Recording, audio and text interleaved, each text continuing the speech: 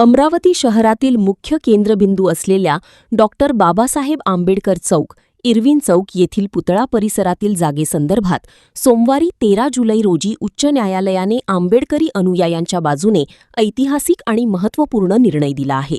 उच्च न्यायालयाच्या या निर्णयाचे रिपब्लिकन पार्टी ऑफ इंडियाचे सरचिटणीस डॉक्टर राजेंद्र गवई यांनी मनपूर्वक स्वागत केले आहे. या निकालानंतर डॉक्टर राजेंद्र गवई यांनी डॉक्टर बाबासाहेब आंबेडकरांच्या पुतळ्याला पुष्पहार अर्पण करून अभिवादन केले. या संदर्भात डॉक्टर राजेंद्र गवई काय म्हणाले पाहूया. अतिशय महत्त्वाच्या ठिकाणी ही जागा आहे आणि इथे भव्य दिव्य असं बाबासाहेब आंबेडकरांचं स्मारक व्हावं ही आंबेडकरी जनतेची इच्छा होती आणि आहे. परंतु 2016मध्ये येथील एक रहिवासी गट्टानी यांनी कोर्टात केस टाकली होती.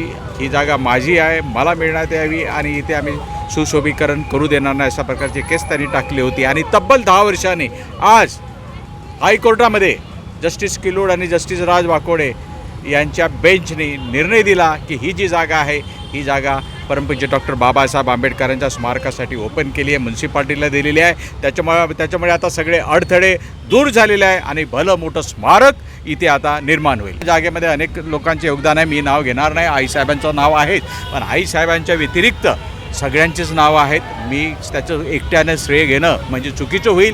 अनेक लोकांचं श्रेय आहे आणि अनेक लोकांच्या श्रेयामुळे हे घडले आहे. म्हणणार नाही, याला मी असंच म्हणेल की आईने जे प्रयत्न केले, आईने जे मेहनत केली ती त्याचं फळ तथागताने आजच्याच दिवशी दिलं.